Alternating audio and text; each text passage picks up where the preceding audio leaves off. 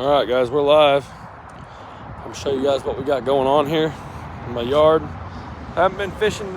Well, actually, don't let me lie to you. I caught a little bass out of a creek today. I went to this job, but anyways, I've been messing with this mower.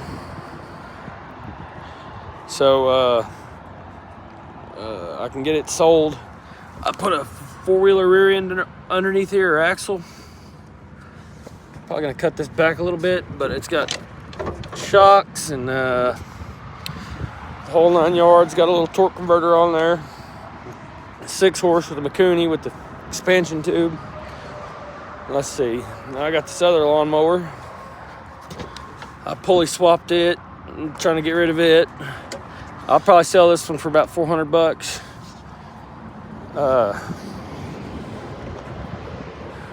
You know, I don't know. This is kind of what I do in my spare time when I'm not fishing. Let's see. Let's go over here and take a look at the boat. I'm planning on changing some things on here. I'm gonna take this rod rack. I'm gonna take that rod rack off, and I think I want to put a post somewhere. I'm gonna use these same bolt holes, so probably this will come up at an angle, and then there'll be just a probably use this 90 right here, and then leave it maybe right where it's at, but cut this off up here, lean it back to where it's at forms a triangle. Probably leave this 90, leave 3 smack downs on this side, do the same thing on the other side, and then I'm gonna take the 4 in the middle. And I'm probably going to build another post, something like right here, one up here, or maybe down here. I don't know yet. But tell me what you guys think about that, because I do all my fishing off the back of the boat, because I usually fish in the river, but I'm trying to get more into the lake side of things. And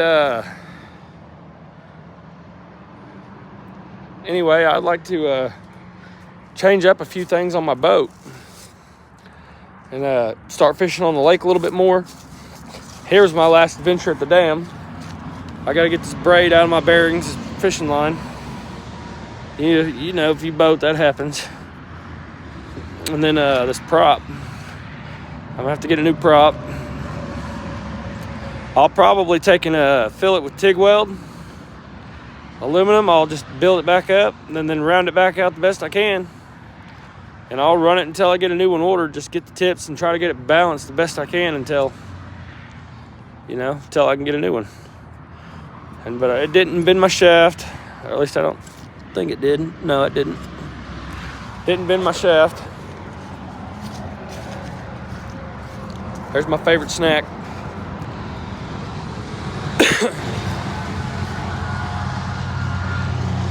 Let's see here. I don't know how to really message you back on here. I'm not really good at these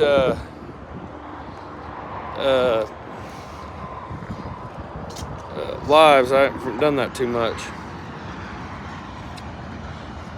Trying to figure it out. Live chat.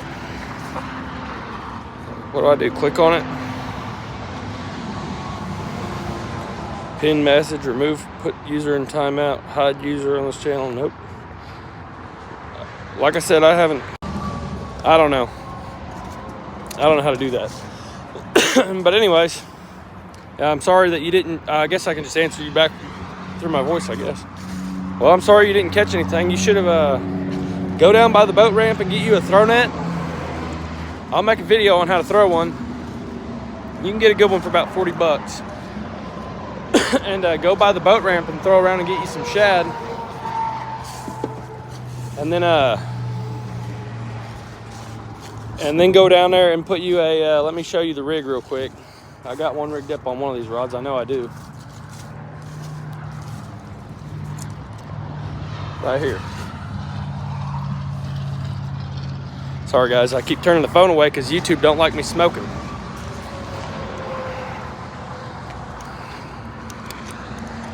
You don't have to use nearly this big of a hook, but get you a hook. You can buy them already snelled from Walmart. put you a snell knot on there, or I got a video on how to do it. And then what you're gonna do is you're gonna have your main line on your fishing pole. You're gonna put a sinker on there, then you tie on a swivel, then you put a snelled hook on there.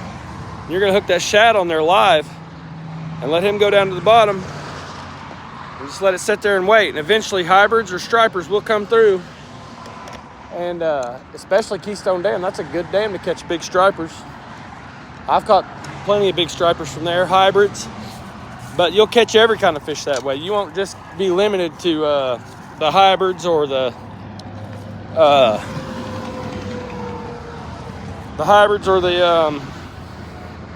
stripers. You'll be able to catch a little bit of everything.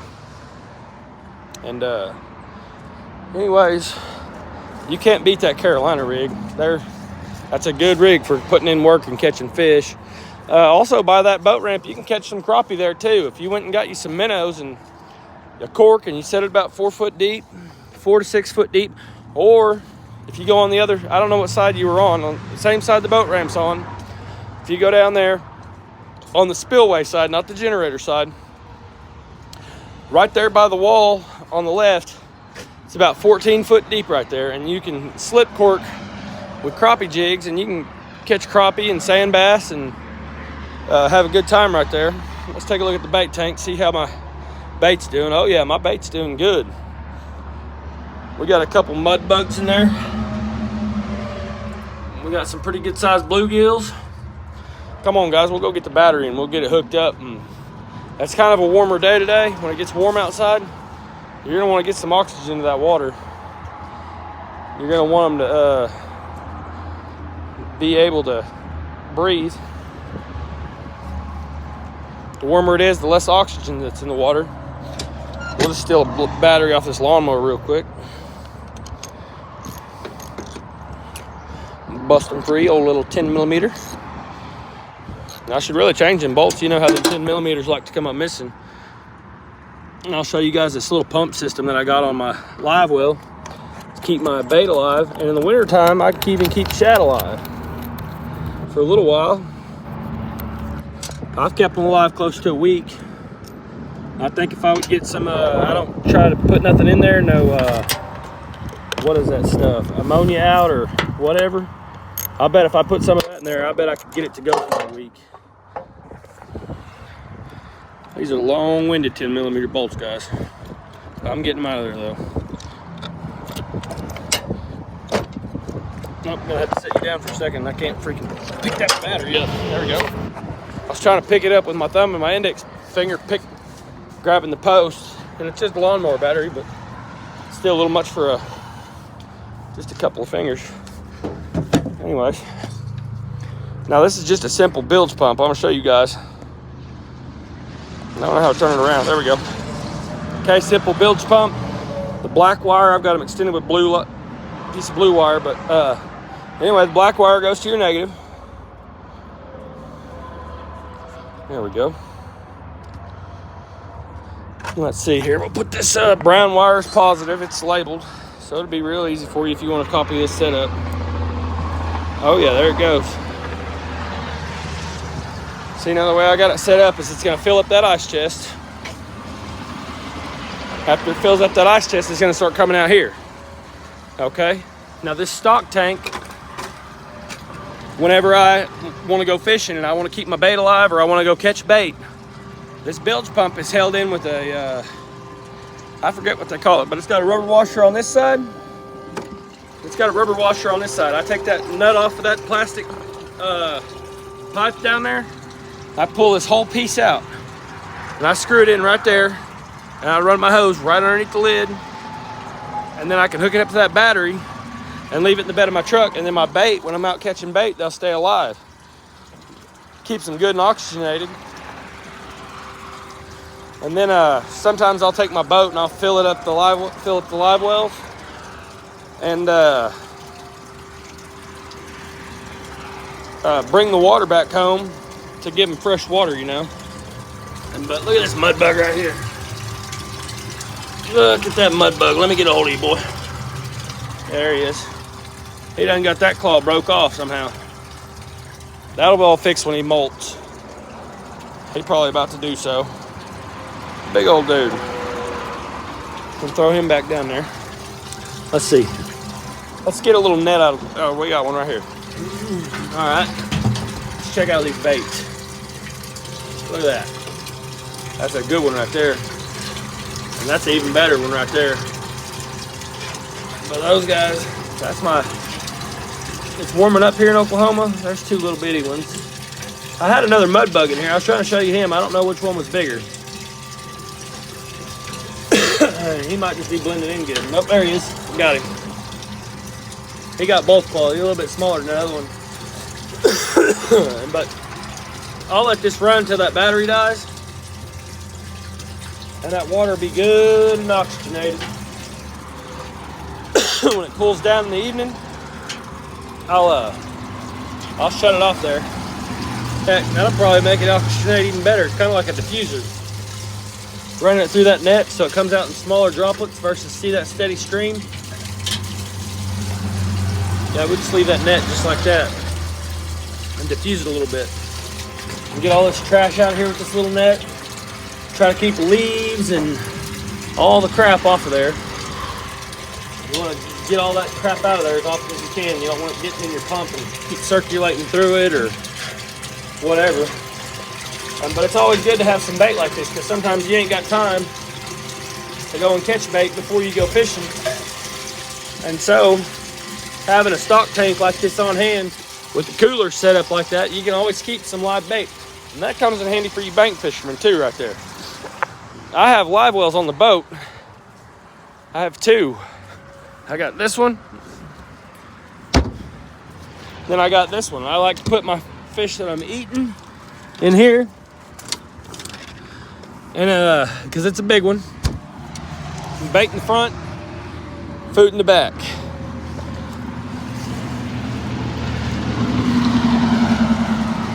Anyway, you guys let me know what you guys think I could do to improve that bait tank setup. I think one thing that I could do for sure